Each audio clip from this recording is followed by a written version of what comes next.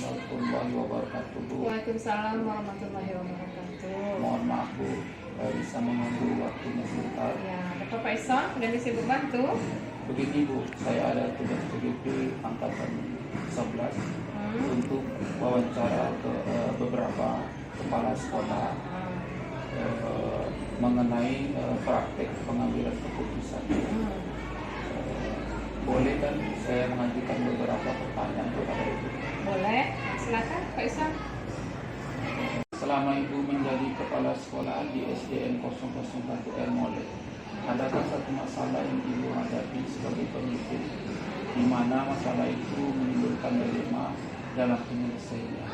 Jika ada, bagaimana cara penyelesaian masalah tersebut? Kalau ditanya masalah, mungkin setiap kepala sekolah pasti menghadapi suatu masalah. Tapi setidaknya ini bukan masalah, tapi tantangan yang bisa memotivasi kepala sekolah untuk bekerja lebih baik.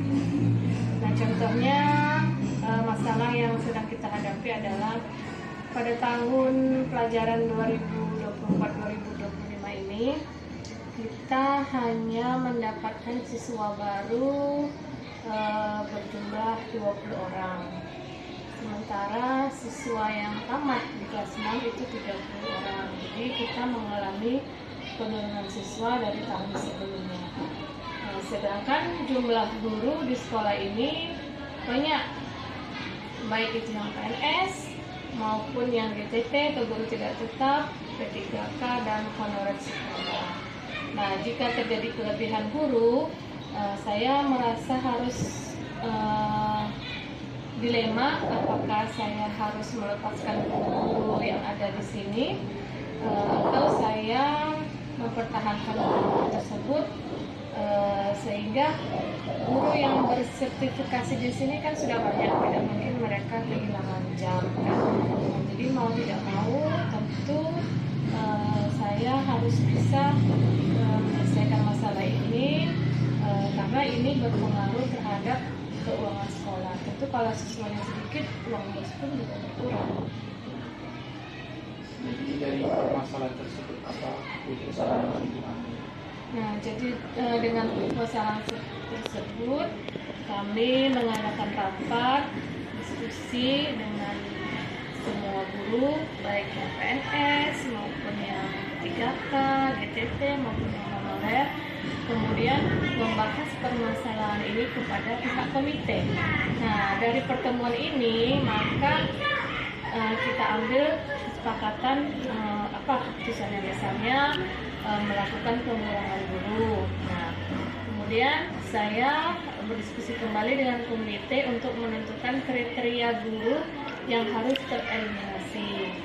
Nah, kemudian saya juga menginformasikan kepada guru-guru saya yang nantinya mungkin tereliminasi untuk memberikan kesempatan mereka untuk menghonor di sekolah-sekolah yang lain. Mungkin saya bisa nanti join dengan kepala sekolah yang lain. Mungkin ada yang kekurangan guru, nah guru yang di sini yang berlebih bisa kita berikan kesempatan untuk menghonor di sekolah yang lain. Nah, sebagai kepala sekolah memang ini berat, tapi mau tidak mau demi sekolah ini tetap bisa berjalan, ya saya ambil. Keputusan yang sangat berat tentunya itu. Menurut saya keputusan yang sudah Ibu ambil sudah memberikan solusi terbaik. Jadi dari modul yang saya pelajari saat ini ada dua jenis dilema. Dua jenis ya? Ada dilema etika yang merupakan dilema kebenaran dalam kebenaran. Oh, berarti saya dilema etika itu ya? Dan juga rujukan moral yang merupakan kebenaran atau kesalahan. Menurut Ibu, bagaimana Ibu dapat mengidentifikasi kasus yang Ibu hadapi, mana yang merupakan dilema etika dan mana yang merupakan rujukan moral? Berarti kita lihat dulu kasusnya ya Pak Isam. Kalau memang kasus itu berhubungan dengan hukum, nah itu pasti permasalahan termasuk rujukan moral, benar lawan salah. Tetapi kalau yang kasus saya hadapi ini memiliki pilihan yang benar di satu sisi, di satu lagi saya juga benar di sisi yang lain, maka permasalahan tersebut merupakan dilema etika. Jadi bagaimana itu menjalankan pengambilan keputusan siswa, terutama untuk kasus-kasus di mana ada dua kepentingan yang sama-sama benar atau sama-sama mengandung nilai kebajikan. Menurut saya harus mengambil keputusan itu berdasarkan nilai kebajikan yang harus diperhatikan. Karena dengan menjunjung tinggi nilai kebajikan, keadilan dan kebenaran pasti akan terlihat. Kemudian langkah-langkah atau prosedur seperti apa yang biasa Ibu lakukan selama ini?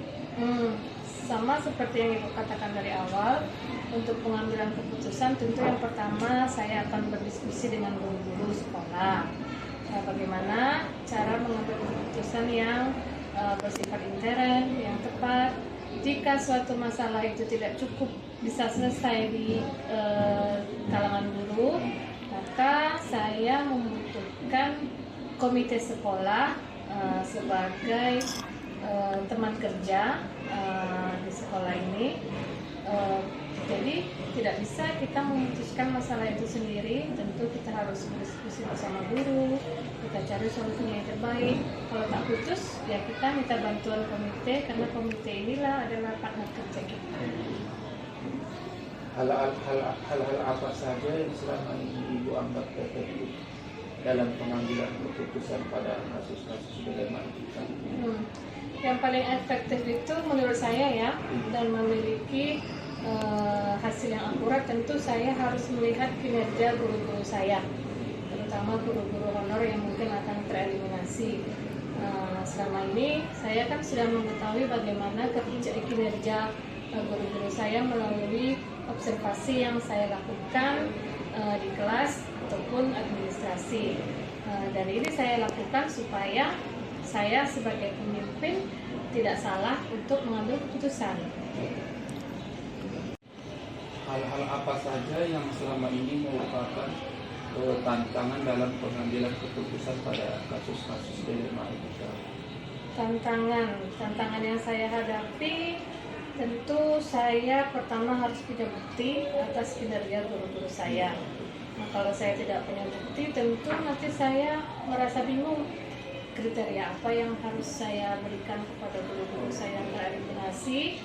Seperti yang saya bilang tadi, saya bisa mengambil bukti itu kinerja guru saya dari hasil observasi yang saya lakukan kepada guru-guru saya, baik itu observasi di kelas ataupun administrasi kegiatan pembelajaran di kelas. Kemudian bagaimana cara guru-guru saya berkomunikasi dengan orang tua siswa, kemudian berkolaborasi dengan teman sejawat. Kira-kira guru-guru saya ini mau nggak dia bekerja sama dengan guru-guru yang lain untuk meningkatkan pembelajaran di kelas.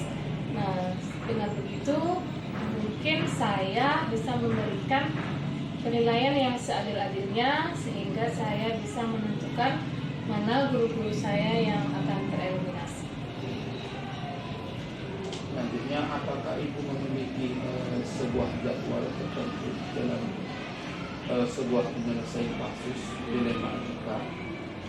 Apakah Ibu langsung menyelesaikannya di tempat atau memiliki sebuah jadwal untuk menyelesaikannya? Jadwal penyelesaiannya ya? Iya. Kalau jadwal nggak ada deh. Jadi dalam pengambilan keputusan ini saya memang butuh waktu untuk mengambil keputusan menyangkut kepentingan orang lain kan, tapi untuk jadwal khusus tidak ada. Caranya kapan kita menemukan tantangan itu ya seminimal mungkin waktu harus kita selesaikan. Karena ini membutuhkan pertimbangan dengan matang, sehingga saya perlu. Bentuk atau prosedur seperti apa yang Ibu jalankan? Bentuk menurut saya keyakinan yang ada dalam diri saya yang menjadi faktor terkuat dalam mengambil suatu keputusan itu. Selain itu, pertimbangan atau saran dari guru-guru dan komite juga bisa mempengaruhi keputusan saya. Tergantung bagaimana suara yang terbaik, saran ataupun yang diberikan oleh guru-guru saya dan komite tadi. Adakah seseorang atau faktor-faktor yang selama ini mempermudah atau membantu ibu dalam pengambilan keputusan dalam kasus telemarketing? Seseorang ya, yang seperti saya bilang tadi, dalam diskusi, dalam kolaborasi, tentu kita akan mendengarkan pendapat-pendapat dari teman-teman guru, baik yang senior ataupun yang junior. Nah, di mana kita bisa meletakkan keputusan itu yang berpihak kepada guru-guru, mana yang terbaik. Faktor dari diri sendiri juga menentukan. Tentu saya tidak bisa tergantung kepada saran dari guru semua. Tentu saya juga harus punya keyakinan bahwa keputusan yang saya ambil itu benar. Dari semua hal yang telah disampaikan, pembelajaran apa yang dapat ibu petik dari pengalaman ibu mengambil keputusan dalam Kalau dalam pengambilan keputusan ini banyak pembelajaran yang dapat ibu petik. Salah satunya, untuk mengambil suatu keputusan itu kita tidak bisa dilakukan dengan cara terburu-buru. Tentu kita harus pikirkan dulu dengan bijak. Kita dengar dulu saran dari guru dan orang-orang mungkin yang cakap di bidang itu.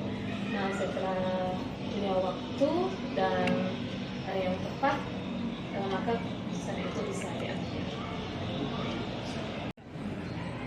Alhamdulillah, terima kasih banyak Bu. Ya, sama-sama. Waktunya telah Ibu doakan hari ini. Ya. Semoga Ibu selalu sehat Ibu. Amin, amin, amin.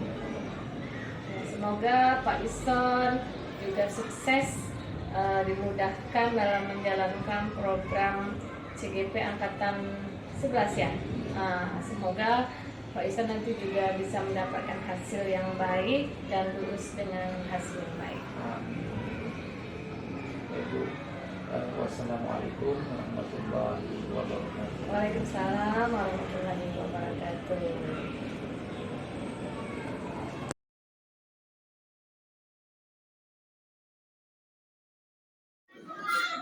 Assalamualaikum warahmatullahi wabarakatuh. Waalaikumsalam warahmatullahi wabarakatuh. Saya Ardison Pak, CGP Angkatan 11 dari SDN 001 yang akan mewawancarai kepala sekolah dari SDN 002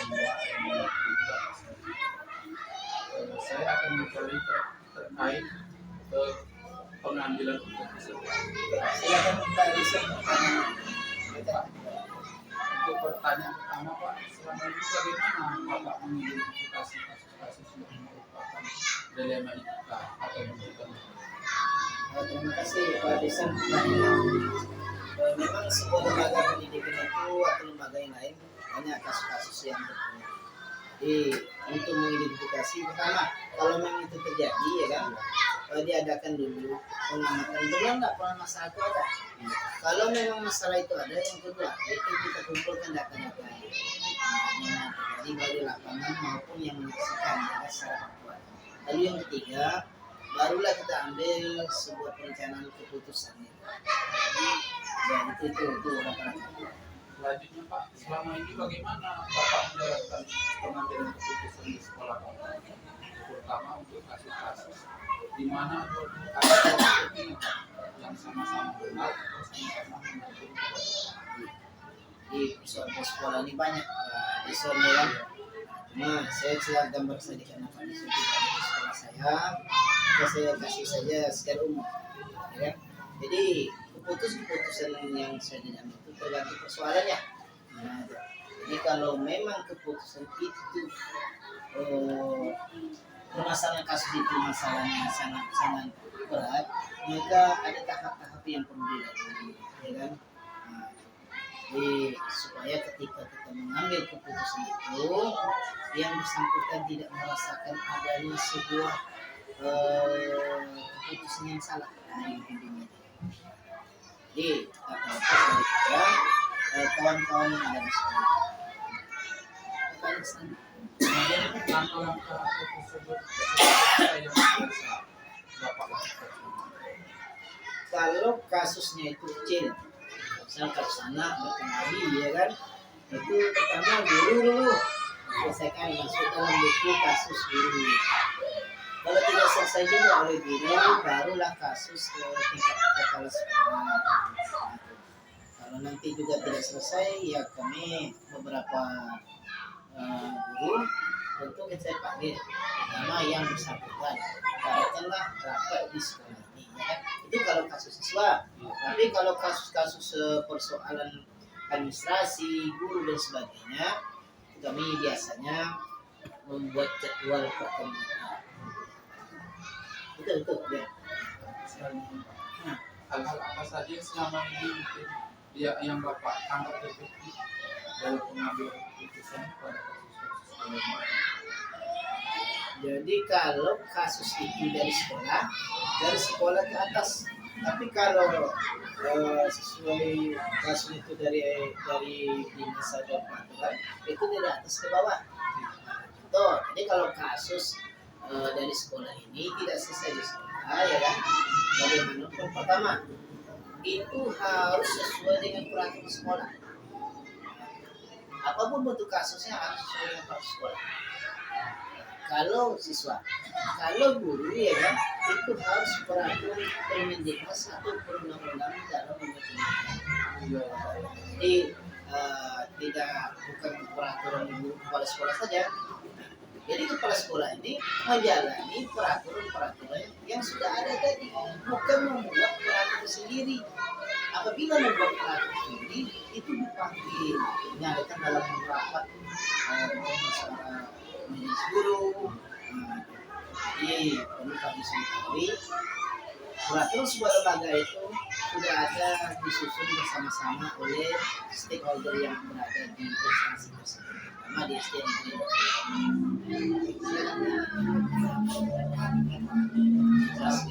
Hal apa saja yang selama ini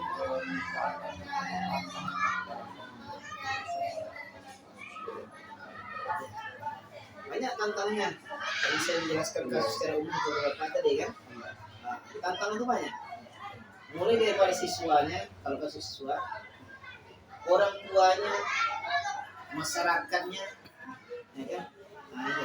Jadi kalau kasus antara anak dengan guru, itu banyak tantangannya. Sangat luar biasa, orang tuanya kan.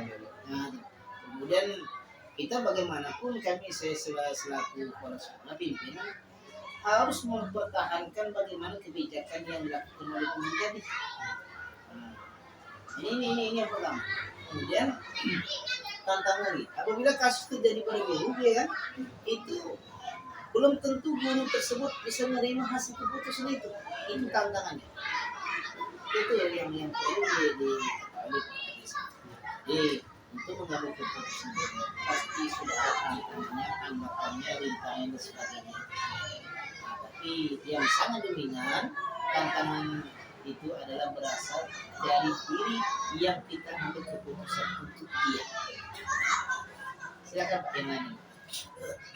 Selanjutnya, apakah Bapak memiliki sebuah kata jadwal tertentu dalam sebuah penyelesaian problematika?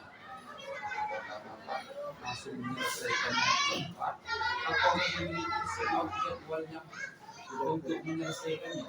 Tentu atau seperti apa yang Bapak? Persoalan itu ada terjadi dua biasanya di kasus-kasusnya. Itu bisa diselesaikan secara instan apabila membutuhkan penanganan yang sangat efektif secepatnya. Contoh, terjadi kemungkinan kecil ya terjadi berkelahi anak di tempat yang kita buka ya kan.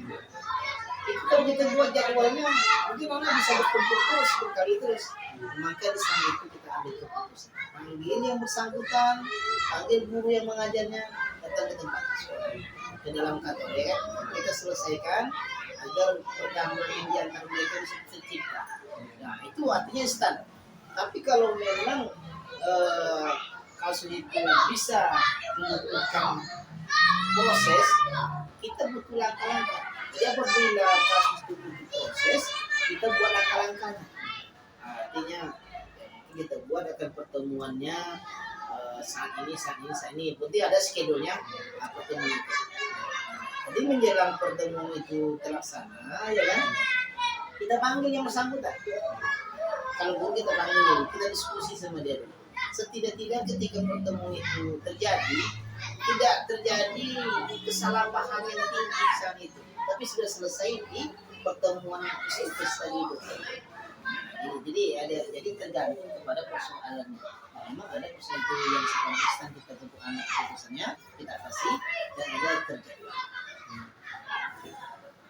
Kemudian Pak, pertanyaan selanjutnya Pak, adakah seseorang faktor yang selama ini mempermudah Pak atau melakukan hal pengambilan keputusan?